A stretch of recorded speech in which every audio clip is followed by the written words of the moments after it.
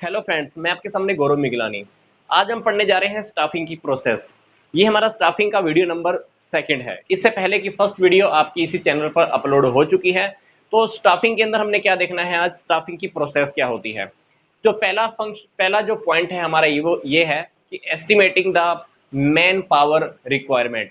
हम बिजनेस के अंदर स्टाफिंग के अंदर क्या करते हैं, लोगों को अपॉइंट करते हैं, लोगों को नौकरी पे रखते हैं। क्योंकि ऑर्गेनाइजिंग के अंदर क्या होता है, हमारा एक स्ट्रक्चर रेडी हो चुका होता है, पोस्ट क्रिएट हो चुकी होती हैं, पर हमने अभी तक लोगों को उन पोस्ट के ऊपर अपॉइंट नहीं किया होता। स्टाफिंग के अंदर हम क्या करते हैं, स्टाफिंग के अंदर हम सबसे पहले क्या करेंगे, मैन पावर की कितनी रिक्वायरमेंट है, हमको कितने लोग चाहिए बिजनेस के अंदर अपॉइंट करने के लिए, हम ये एस्टिमेट लगाते हैं। और अगर हमारा बिजनेस पहले से ही चल रहा है तब भी हमको ये पता लगाना होता है कि कितने लोग हमारे बिजनेस को छोड़कर जा रहे हैं, कितने एम्प्लॉय छोड़कर जा रहे हैं, या कितनों को हम बिजनेस से निकाल रहे हैं, कितने लोगों का अंदर से प्रमोशन हो सकता है, कितने लोग बिजनेस के अंदर से अपॉइंटमेंट हो सकते हैं। ये सारी बातें हमको एस्टिमेशन के टाइम पर ध्यान रखनी होती है, तब ही आप एग्जैक्टली पता लगा पाओगे कि मैन पावर की रिक्वायरमेंट कितनी है। फिर उसके बाद हम क्या करते हैं, रिक्रूटमेंट करते हैं। रिक्रूटमेंट को हम हिंदी में बोलते हैं भर्ती।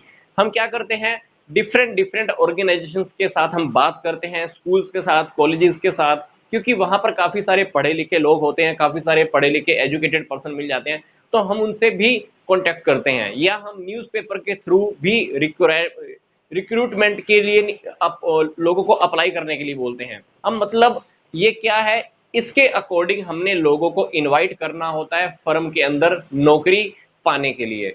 तो रिक्रूटमेंट अपने आप के अंदर एक स्टेप होता है, ये हमारा सेकंड स्टेप है स्टाफिंग का। तीसरे नंबर के ऊपर आकर हमको लोगों का सिलेक्शन करना होता है, क्योंकि हमने रिक्रूटमेंट के अंदर क्या किया है, बहुत सारे लोगों को इनवाइट कर लिया है। मान लीजिए हमको पता लगा था कि हमको 200 लोगों की रिक्वायरमेंट है, हमने एप्लीकेशन इनवाइट की, एप्लीकेशन भरकर आ गई हमारे पास 2000। अभी 2000 में से हमने कितने लोगों को अपॉइंट करना है, सिर्फ 200 लोगों को ही सिलेक्ट करना है। तो सिलेक्शन अपने आप के अंदर एक बहुत सुंदर ब्यूटीफुल स्टेप होता है। इसके अंदर हम ये देखते हैं कि जो पर्सन जिस पोस्ट के लिए एबल है, हमने उसको ही सिलेक्शन के अंदर लेना होता है। तो सिलेक्शन के अंदर काफी सारी बातें आती हैं, जो हम आगे एक टॉपिक आएगा उसके अंदर हम ज्यादा डिटेल के अंदर देखेंगे कि सिलेक्शन क्या होती है। सिलेक्शन होने जाने के बाद चौथा जो स्टेप होता है वो होता है हमारा प्लेसमेंट, फिर ओरिएंटेशन। प्लेसमेंट का क्या मतलब है, प्लेसमेंट का मतलब होता है कि जब आप लोगों को सिलेक्ट कर देते हो, सिलेक्ट करने के बाद जिस पर्सन की जो पोस्ट होती है, हमने जिस पर्सन को जिस काम के लिए अपॉइंट किया है, हम उस जगह पे उस पर्सन को अपॉइंट कर देते हैं, that is placement. For example, मैंने इंजीनियर की पोस्ट के लिए रिक्वायरमेंट मांगी थी, सिलेक्शन कर लिया, अभी इंजीनियर की पोस्ट पे इंजीनियर को बिठा दो। प्लेसमेंट का मतलब ये होता है। फिर है ओरिएंटेशन। ओरिएंटेशन का मतलब होता है कि जब भी बिजनेस में कोई नया पर्सन आता है तो उसको हम सबसे मिलवाते हैं जाकर। बिजनेस का जो हमारा जो अंदर का इन्वायरमेंट होता है, मैनेजमेंट के सभी लोगों से मिलवाया जाता है, उसके सबॉर्डिनेट से, उसके बॉस से। तो छोटी सी समरी फॉर्म के अंदर हम उसको पूरा या कह लीजिए कि सबके साथ हम उनका एक इंट्रोडक्शन कराते हैं।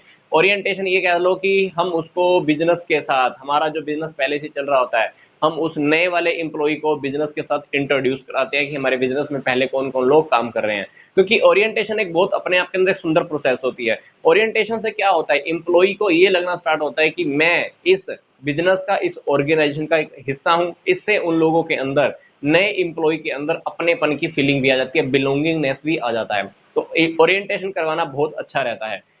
पांचवी बात आती है ट्रेनिंग एंड डेवलपमेंट। जब भी हम लोगों को सिलेक्ट करते हैं, सिलेक्ट करने के बाद वो लोगों को हम सीधा ही काम नहीं करने देते हैं, उन लोगों को हमने कभी कभी ट्रेनिंग भी देनी पड़ती है। क्योंकि आजकल आपको पता है कि नई नई टेक्नोलॉजी आती है, हर टेक्नोलॉजी के बारे में हमारी फर्म के अंदर आने वाले हर इम्प्लॉय को पता हो ये जरूरी नहीं होता है। इसलिए हमें उनको ट्रेनिंग देनी पड़ती है, प्रशिक्षण देना पड़ता है। ट्रेनिंग देने का फायदा क्या होगा, हमारी मशीन का वेस्ट नहीं होगा, हमारा रॉ मटेरियल वेस्ट नहीं होगा, हमारा टाइम वेस्ट नहीं होने वाला है। तो ट्रेनिंग देने के बाद वो काम को बहुत अच्छे तरीके से करना स्टार्ट करते हैं। फिर इससे उनका डेवलपमेंट भी होता है, विकास भी होता है।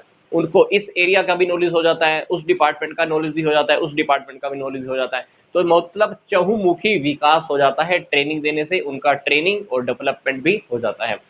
छठा पॉइंट है परफॉर्मेंस अप्रेजल, इसका मतलब क्या होता है? प्रगति मूल्यांकन बोलते हैं हम इसको, प्रगति मूल्यांकन। जिस पर्सन को हमने जिस काम पे लगाया था, हमने उसको मान लो एक काम दिया, फिर उसने काम पूरा किया, फिर काम पूरा होने के बाद जो काम दिया था उन दोनों की आपस में मैच की जाती है, कंपैरिजन करते हैं कि उस पर्सन को जो हमने काम दिया था, जो स्टैंडर्ड के अकॉर्डिंग मैंने काम दिया था, क्या वो उसके अकॉर्डिंग काम कर रहा है कि नहीं कर रहा है।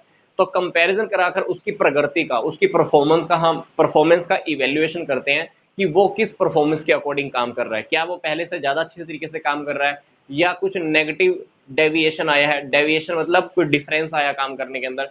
तो इस स्टेप के ऊपर आकर जो भी पर्सन हमने अपॉइंट किया होता है उसकी परफॉर्मेंस की हम चेकिंग करते हैं कि हमने जो काम उसको दिया था उसी के अकॉर्डिंग एग्जैक्टली वो काम उसने किया है या नहीं किया है।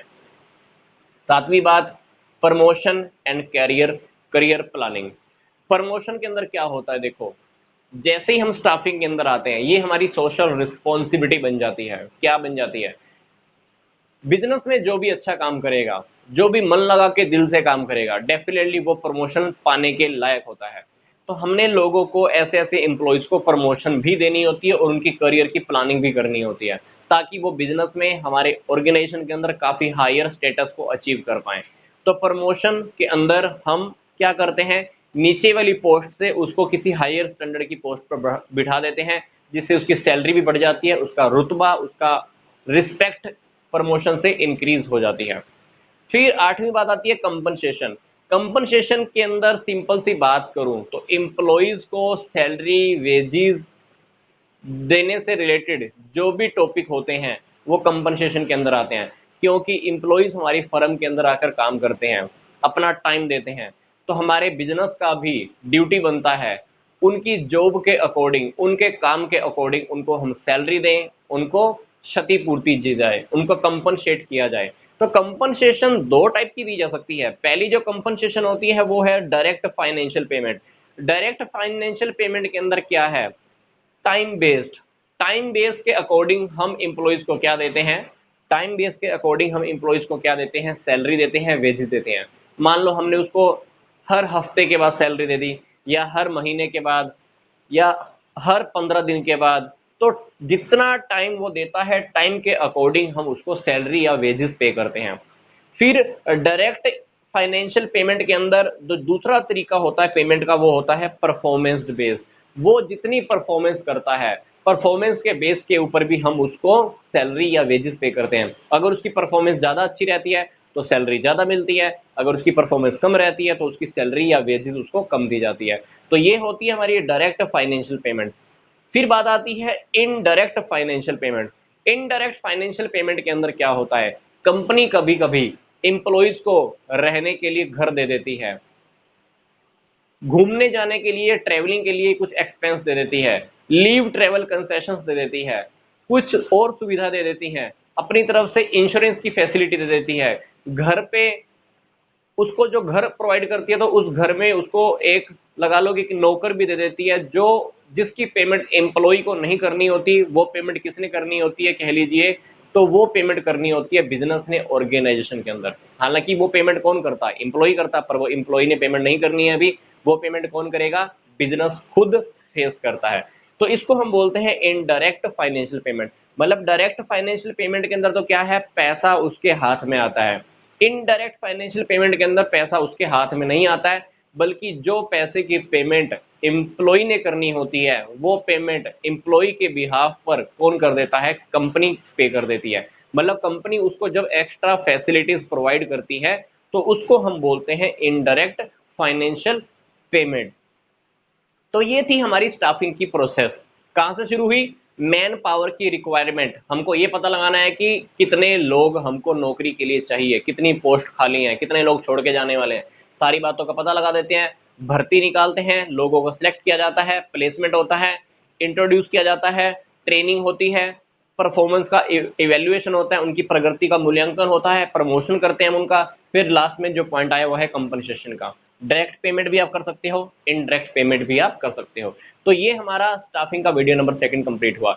नेक्स्ट वीडियो में हम ये देखेंगे कि ह्यूमन रिसोर्स डेवलपमेंट या ह्यूमन रिसोर्स डिपार्टमेंट क्या होता है, ह्यूमन रिसोर्स मैनेजमेंट क्या होता है, तो नेक्स्ट वीडियो में आप देखेंगे। तो आई होप ये वीडियो आपको अच्छा लगा होगा। मिलते हैं नेक्स्ट वीडियो में।